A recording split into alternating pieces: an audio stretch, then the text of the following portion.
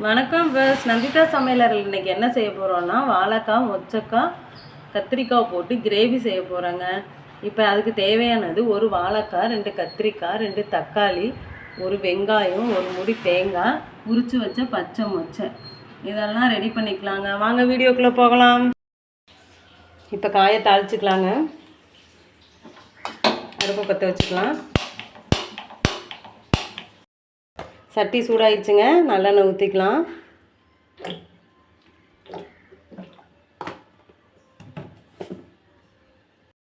எண்ணெய் சூடாயிடுச்சு. கடுகு போட்டுக்கலாம். ஒரு கொத்து கருவேப்பிலை போட்டுக்கலாங்க. கட் பண்ணி வச்ச ஒரு வெங்காயம் போட்டுக்கலாம்.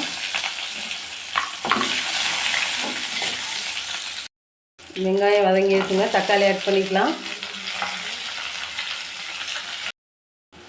வெங்காயம் தக்காளி வதங்கிடுச்சுங்க. அதில் கட் பண்ணி வச்ச வாழைக்காய் கத்திரிக்காய் ஆட் பண்ணிக்கலாம்.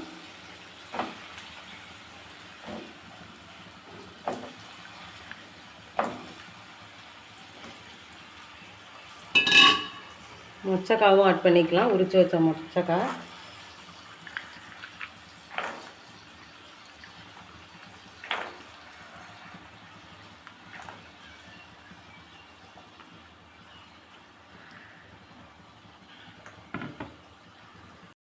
கொஞ்சம் காய்க்கு தேவையான உப்பு போட்டுக்கலாம். உப்பு போட்டுட்டு அதில் மஞ்சத்தூள் கொஞ்சம் ஆட் பண்ணிக்கலாம். கொஞ்சம் மஞ்சத்தூள், கொஞ்சம் மிளகாய்த்தூள். ஒரு ஸ்பூன் போட்டிருக்கேன். இன்னும் ஒரு அரை ஸ்பூன் போட்டுக்கலாம். அவ்வளோதான். அப்படியே கிளறி விட்டுக்கலாம். இந்த காய் வேகிற அளவுக்கு தண்ணி ஊற்றிக்கலாம்.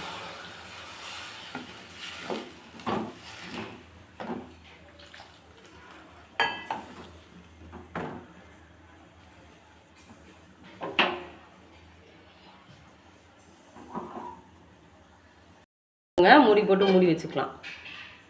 இப்போ மிக்ஸி ஜாரில் திருவி வச்ச தேங்காய் ஒரு மூடி ஆட் பண்ணியாச்சுங்க.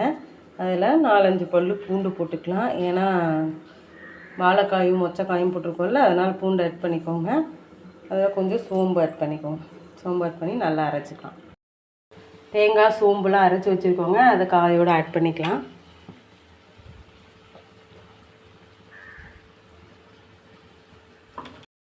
அதோட கொஞ்சம் தண்ணி ஆட் பண்ணிக்கலாங்க.